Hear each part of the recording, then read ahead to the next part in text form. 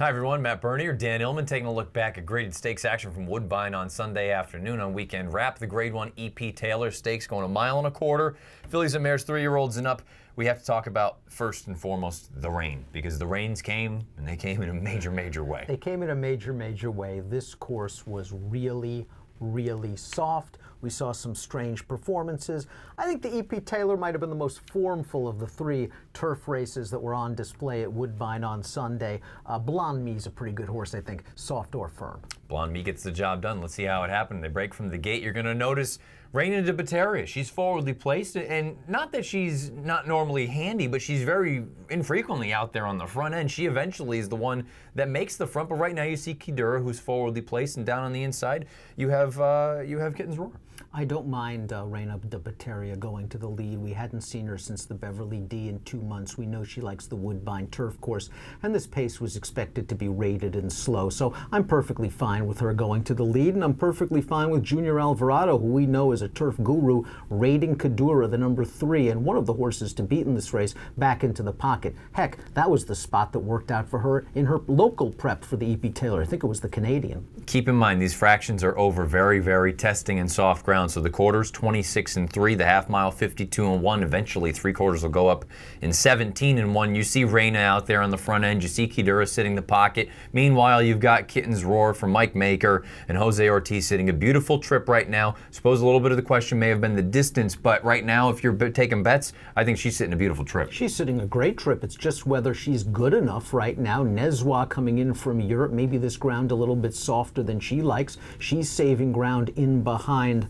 Kidura at this point, and Blonde Me is yet to be produced, just raiding and relaxing at the back of the pack. That's the number 8, inside Rain Goddess, who was terrible. Rain Goddess was terrible for Aidan O'Brien. We'll touch on her momentarily. Also, we got to keep in mind, you've got the New York bred, 4-star Crook. She's trying to get involved now mid-pack, about 3-4 path. At this point, though, Kitten's Roar is looming up on the outside of Reina de Bateria. She's moving very well. Keep in mind, this is a really long stretch. Both horses seem to be moving well. I was a bit surprised that Kidura angled out to the outside when the rail opened up. Perhaps Junior thought the rail wasn't the place to be. But now in full flight is Blonde Me, who had shipped to North America way back when as a 3-year-old filly and ran well a couple of times. I like the way Kitten's Roar is digging in. Blonde Me had all the momentum on the outside, but Blonde Me at this point with that international class, just a little bit better than Kitten's Roar. What can you say about 4-star Crook, that New York bred? She tried very hard. She floats out at the end, but Blonde Me gets the job done in the EP Taylor. She pays $18.90 on the top. Kitten's Roar, runner-up,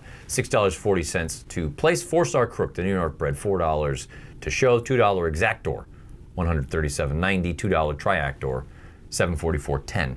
Blonde Me, you've made mention. She's come over here in the past. She hasn't been a superstar when she's come over, but she's done plenty of good things over in Europe as well. Now she's earned over $1 million for Andrew Balding and connections. This is an interesting filly. I don't know that the Breeders' Cup filly and mare turf is even in play here, but you know what? Wherever she shows up next, she's an honest horse. Too short for Breeders' Cup filly and mare turf. Our colleague Mike Beer in the stakes previews last week had noted that he felt that Blonde Me really improved once the connection stretched her out in distance overseas. Her race preceding this performance, where she was way off the board in Chantilly, was basically a throwout where she was hampered and compromised by all sorts of traffic problems and was basically eased. But her prior starts at 1.25 miles, really good for Blonde Me. Distance is what she wants, but I agree with you. I think the turn back would not be beneficial to her, and I think a class test, a stiff one, is waiting. That's one of the better Breeders' Cup races. One horse that is planning on going to the filly and mare turf is the runner-up, Kitten's Roar from Mike Maker. She earned a 98 buyer here running second, and I have to be honest, I had never been a big fan of Kitten's Roar. We've talked about how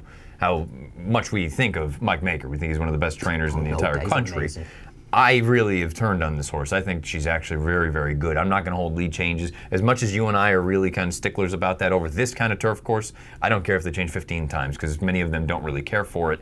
I think maybe she can't win a race like the filly and mare turf, but she's honest, and I wouldn't be shocked at all if she could hit the board. She's in career best form. She's got tactical speed. Those are two very admirable qualities to have on the turf. Now, you have to ask yourself, if you're going to follow a horse like Kitten's Roar in the Breeders' Cup, where the course condition is going to be completely different. You're likely to have a hard, firm turf course at Del Mar for the Breeders' Cup. This was anything but.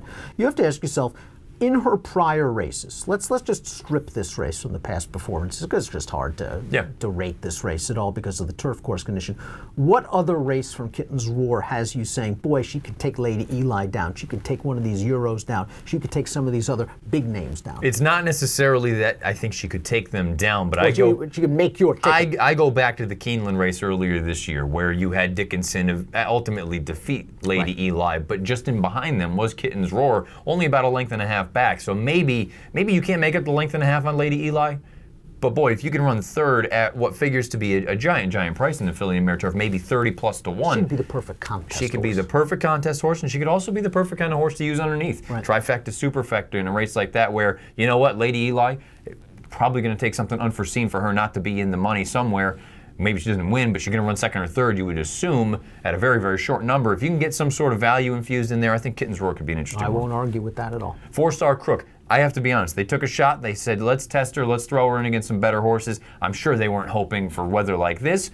I thought she ran just fine. She ran just fine. She ran her race. It seems like whether it's firm, whether it's wet, she's going to run her race. She brought in a very gaudy winning percentage to this field because Chad had managed her perfectly, just picking off New York bred after New York bred, finding that weak grade 3 penny at Parks for her to win.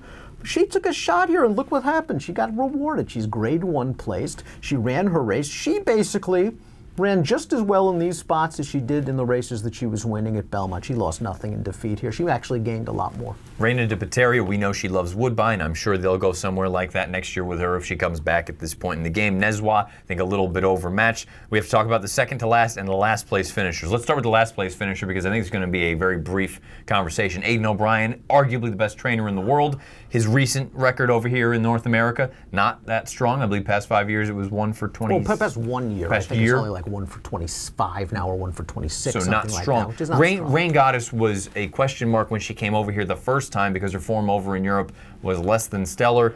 Guess what? She has done nothing to prove otherwise. I overrated her in the Beverly D. She got a good trip tracking the pace in the Beverly D. She was found wanting. I overrated her here in the EP Taylor. She broke slow. She showed no interest whatsoever.